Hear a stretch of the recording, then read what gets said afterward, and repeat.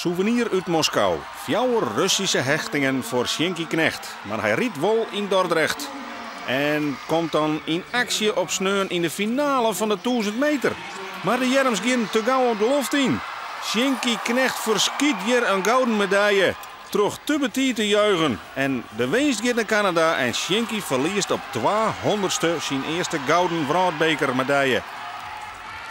Ja, dat is echt heel stom. Dat is gewoon echt mijn eigen domme schuld. Dus ja, ik juichte te vroeg en die Canadees kwam langs me. Ja, echt dom. Aan de andere kant, dat kun je beter nou mijn meisje dan hoe wij hier in Sochi. Ja, zeker. Hier leer je natuurlijk ook wel van. Het is eigenlijk altijd door zijn om. Ik ben degene die met zijn finish komt. Maar ja, nou wie het hem krijgt omdraait, ja, dan ben je natuurlijk wel een stekker. Bondscoach Jeroen Otter tekende bij ons 2016. Een goede zaak vindt Daan Breusma, want er zit nog volle meer in dit Nederlands team. Dit is wel belangrijk voor de hele short track en voor us. Om, je zit nou steeds maar nog wat proberen. Wat werkt en wat niet werkt. Maar als je U2 dan moeten we er gewoon staan. We zijn nou gewoon nou al redelijk goed. We bouwen echt er helemaal in. En dat merk je gewoon. Het wordt echt een team. En we gaan dan gewoon knallen. Dat kan het missen. Snijn komt Sjenky Knecht weer in actie op de 1000 meter. In de kwartfinale moet hij aanrekenen met de Koreaan No en de Canadees Jean. Maar dat slag het net. Ik hier gewoon echt hele zwierde loodingen. Dat daarom het lukt is. Ja, maar ja, dan ging dat gewoon zijn race in. En hij zou weer in passeren. En ik dacht dat ik naar vorm zie. Dus ik gooi hem dicht en ja, ik weet te let. Hij weet de krijg voorbij. Dus ja, het is gewoon jammer dan. Ja.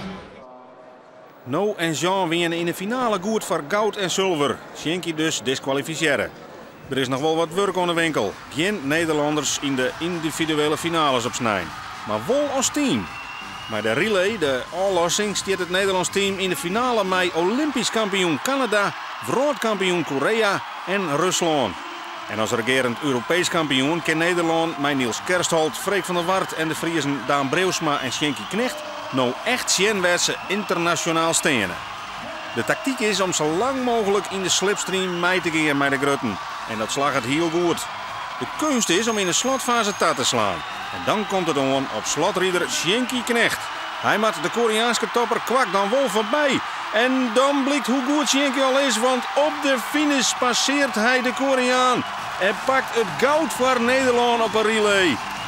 Op eigen kracht is Nederland nou de beste van de team shorttrekkers. En dat is een hele opstekker. Wat een laatste bocht. Ja, maar dit juist wat ik ze pak, dan ook pak ik ze samen. Dat is echt geweldig. Ja. We zijn al hier nog fit naar het eind. En ja, gewoon, dan heeft iets extra, jongen. Het veel publiek helemaal achter die staan en die muziek, jongen, de muziek. Ja, dan verneemt het gewoon, jongen. Dan krijg je vleugels. Nou ja, we rieden echt al hier echt super goed. En Sjenky maakt het super oud. Ja, dat is gewoon machtig. Ja, en Sjenky die rijdt toch exceptioneel de laatste 2 ronden. Ongelooflijk wat hij daar neerzette. Ik had niet verwacht dat hij het zo zou doen, maar ik had wel gehoopt dat hij het zou doen. En wat hij daar neerzet, loopt gewoon door zo'n bocht heen. Echt, het ijs is echt bagger. En ja, die Koreaan kon het niet, je zag het verschil. Die werd gewoon verpletterd, die schrok volgens mij zelfs. Ja, die schrok zeker. Die heeft ongetwijfeld gedacht, hoe kan die Fries over dit ijs rijden? Maar ja, Sjenky heeft waarschijnlijk nog even geoefend op het Elfstedentochtijs, denk ik.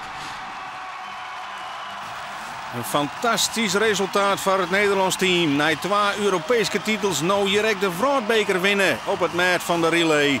En dus is er weer een stap zet richting Sochi. We hebben dit jaar weer een stap gezet, ja. En voornamelijk een stap in het vertrouwen. En ja, vertrouwen uiteindelijk, ik heb al eerder gezegd, op het moment dat je aan die lijn staat, dan zijn die fysieke capaciteiten die zijn allemaal gelijk. En dan is het gewoon 50% mentaal en die andere 50% zit tussen de oren. En dan begrijp je het wel.